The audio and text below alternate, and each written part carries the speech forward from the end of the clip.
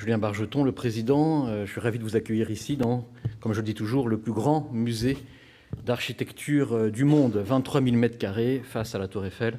Donc un lieu absolument magnifique, mais qui n'est pas qu'un musée, qui est aussi une bibliothèque de plus de 60 000 ouvrages et quasiment toutes les revues d'architecture depuis qu'elles existent. Je vous invite d'ailleurs à découvrir le portail documentaire qui est absolument magnifique, qu'on vient de refaire. Et vous pourrez vous promener, vous qui êtes des spécialistes d'architecture, vous pourrez vous promener. Alors, les revues ne sont disponibles que jusqu'en 1954, car vous savez qu'il y a un droit d'auteur, mais jusqu'en 1954, vous avez en numérique toutes les revues d'architecture. C'est un trésor. Et puis, c'est aussi un lieu de réflexion autour de Francis, département de la création architecturale, des archives magnifiques, 10 km de rayonnage d'archives d'architectes, et puis une école, l'école de Chaillot, qui forme les architectes du patrimoine et les architectes urbanistes de l'État. Voilà, un lieu multiforme et où vous êtes chez vous. Vous êtes toujours les bienvenus. Le logement est très lié ici à l'histoire de la cité. C'est dans nos collections l'essentiel, en fait, dans Maquette, si vous avez l'occasion de visiter à l'étage, la galerie d'architecture moderne et contemporaine comprend énormément de pièces relatives au logement social, et puis bien sûr l'unité d'habitation de Le Corbusier reproduite à l'échelle, qui est un espace magnifique de la cité. Pour celles et ceux qui ne l'auraient pas encore visité, vraiment je vous invite à y aller parce que c'est une expérience assez unique. On a l'impression d'être à la Cité radieuse. C'est évidemment dans l'histoire de la cité également des grandes expositions. Francis les citerait mieux que moi, mais toute l'histoire de la cité depuis 2007 est très liée à des grandes expositions sur l'architecture et également dans les invités qu'il a pu avoir ici. J'en citerai quelques-uns, Lacaton Vassal, Anna Chaperave, Ingrid Taillandier, et puis dans les entretiens de Chaillot, Francis et Christine reçoivent très très souvent des architectes spécialisés dans le logement. Donc vous voyez les collections, les grandes expositions, notre activité de réflexion, le logement social est au cœur de la cité. Il le sera d'autant plus pour son anniversaire en 2027, les 20 ans de la cité, où j'ai souhaité que nous puissions réaliser, dans l'une des deux grandes expositions de cet anniversaire, sera consacrée au logement.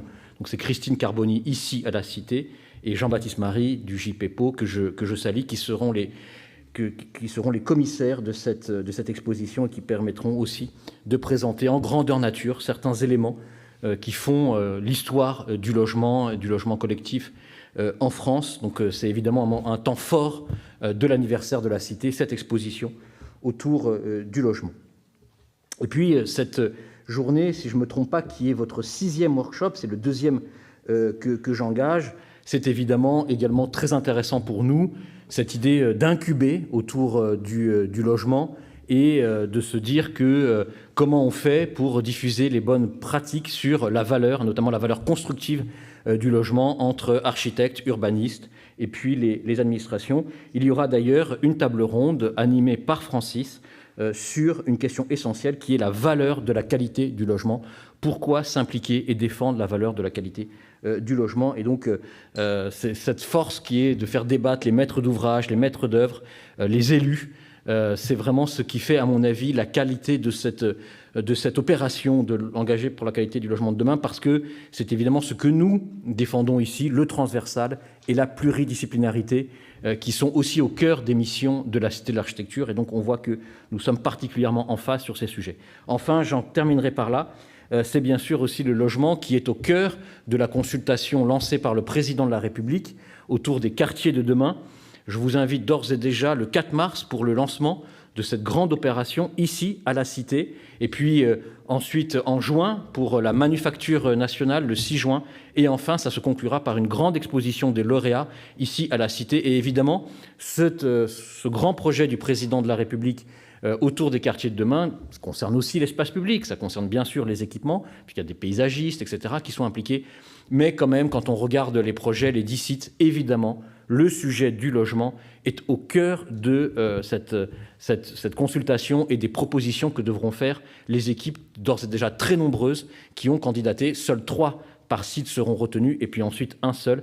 Et la Cité, avec le GIP, est pleinement impliquée dans la réussite de ce projet qui, je crois, est aussi un moment fort de 2025 et qui sera aussi un moment fort de notre programmation. Voilà, eh bien, je vous accueille avec toujours beaucoup de plaisir. Excellente journée d'études à vous toutes et à vous tous. Merci beaucoup.